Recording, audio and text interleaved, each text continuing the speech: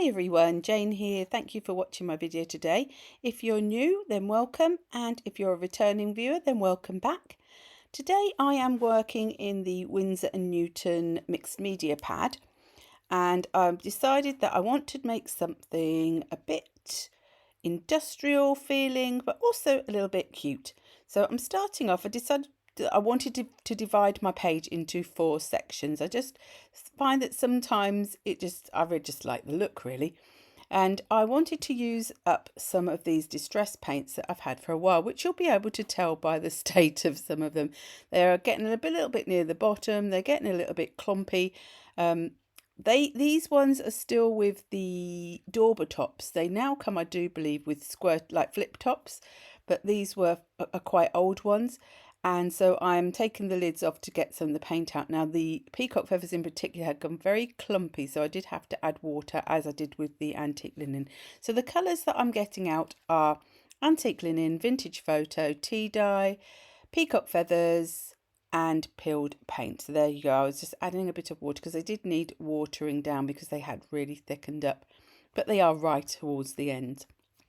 So I just wanted to get some colour down, and I wanted it to not be too dark, so that also helped with having some of the water. I'm trying to sort of get quite a light brushed over look, so I'm going with the antique linen, the tea dye and the vintage photo to start with, and just doing very sort of broad brush strokes just to get some of that colour down.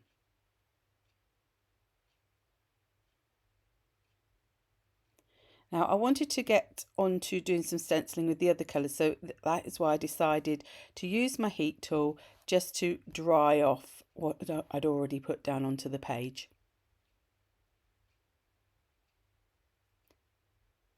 I've picked out 2 stencils, both by Aall and Create.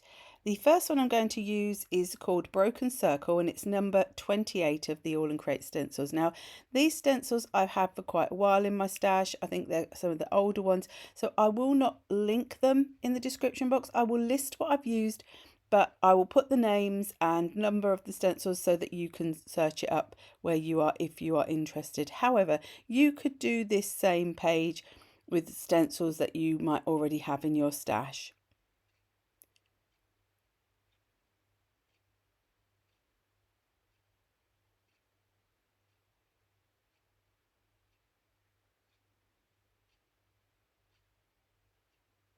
The second stencil is called Digits Geared, and it's number 111, and I'm going through with the peeled paint for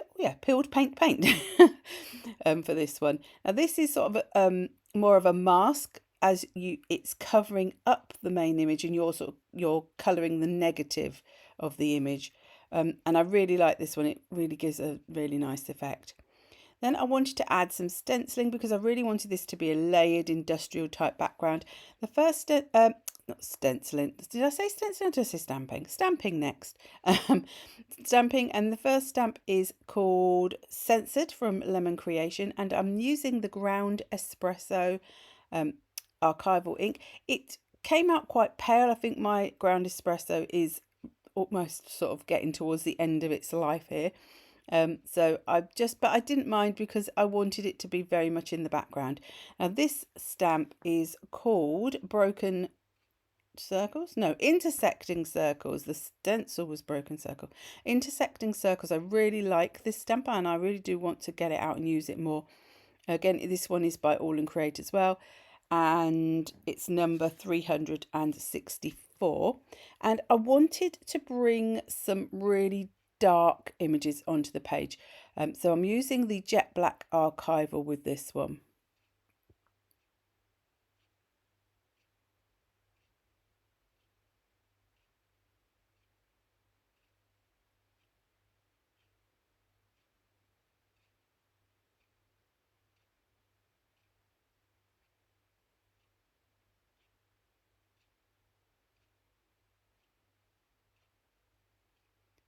Now this is a stamp set from JMC Designs.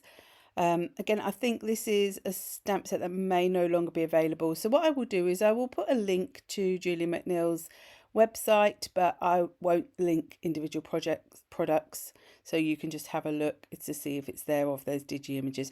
This one was called Micro Chirp, so it's like industrial cute bird, and this is where the cute part comes in. Now I used my stamping platform because I was going to try to be really clever and stamp all of these at the same time.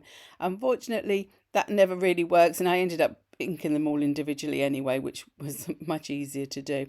And again, I'm using Archival ink because I want to use my watercolours to colour these in. So I'm giving it a little bit of a heat set. Archival dries really, really quickly, but I just, as I was going to be handling these to cut them out and to colour them, I didn't want to be smearing any ink. Now I cut them all out, leaving a bit of a border because there's lots of little twiddly bits around the edges of this stamp, but I wanted to keep that in. I wanted to make them more of an ephemera type piece rather than something that's blending in. So that's also why I left a little bit of a white border so that they would hopefully stand out on that background. So here they all are, and I've cut them all out exactly the same with that bit of border. I did cut up between the little birds' feet just to get rid of that centre section between the legs. And I'm using a mixture of my watercolours. I'm not going to list the watercolour names because obviously the colour choices you would make for your stamping would be up to you. But in this palette I've got Daniel Smith, I've got Core, and I've got Rosa Gallery. So those are the three brands, but obviously any watercolours you've got, any colouring mediums you've got, don't even have to be watercolours, would be what you could use to do exactly the same sort of technique. Now I am going with sort of industrial rusty type colours just to match that background.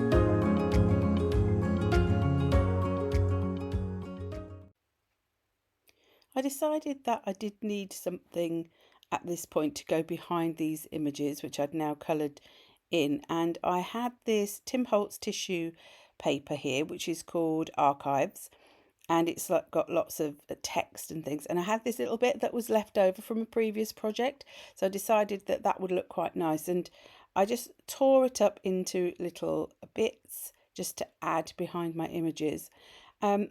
Then I did get a little bit off of one of the other sheets just to fill in that top right hand corner.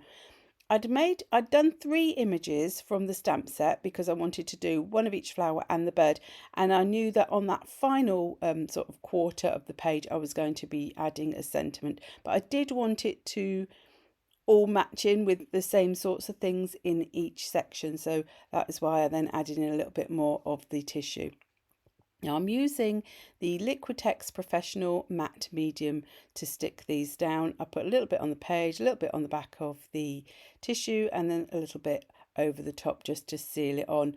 And because the tissue has this sort of translucent quality, you can still see the colours through it, which I really like. So it looks a bit like you've stamped it, but you get that sort of more, what's the word? You don't have to worry about the actual stamping on there. You get a different look still.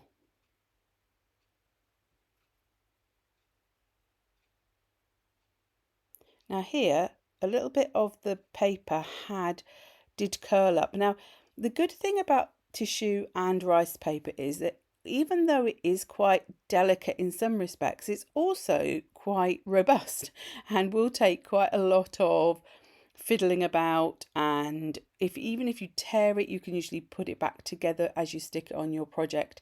So it's a really nice way of adding things to your page.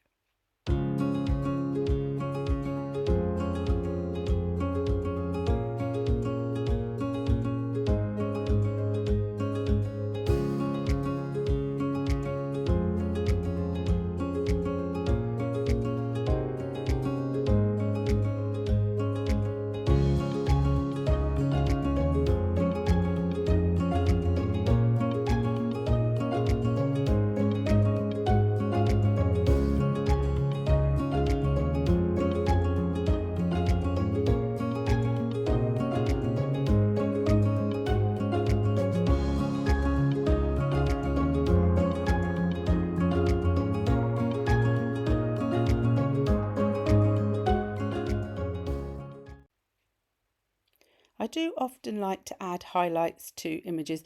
I just find that when you colour things in, it can sometimes just look a little bit flat, and you can alter that by adding layers, extra layers of colour, adding other mediums on top like colouring pencils. But sometimes I just want to do something that's quite quick and easy, and just adding a little bit of white highlight with my Copic Acrea really sort of helps to lift those images. So that's what I did on each of these coloured images. I then also wanted to add a little bit of something in the background. I just still felt it needed perhaps a little bit of gold. So I went in with my gold pen. Now when I first started using my Copic Acrea, it was coming out a very yellowy gold, and I was thinking to myself, I'm sure it's not normally like this, but I kept persevering. But as I was working with the pen, it was going down into a deeper, richer, more muted gold, which is the one I thought it had, and I realised that maybe it hadn't been quite mixed up properly when I first started. So I go round, I'm just decided to sort of highlight round the stamping, just because that was very black and I thought it would stand out against the gold. And once I'd gone around each area, I went back to that original one and tried to go over the top of that a little bit, just to sort of dull that down a little bit from the very yellowy gold that was already on there. I also wanted to add a few splats, so I pumped my pen and then just splattered it across the page. It's just quite a subtle look. Finally, I've got a sentiment from Lemon Creation that I wanted to add, and just to help lift that main image, which is the bird, I just added a little bit of thread behind. The glue I'm using is Pinflair Glue Gel, which you get in a tube and then you can put into a syringe, and that's just to lift the images up a little bit, so that they were raised up from that quite busy background. So thank you ever so much for watching today. If you have enjoyed this video, do please give it a thumbs up. And if you haven't already subscribed, I'd love it if you could click that subscribe button and join me on this arty crafty journey. And until the next time, bye bye.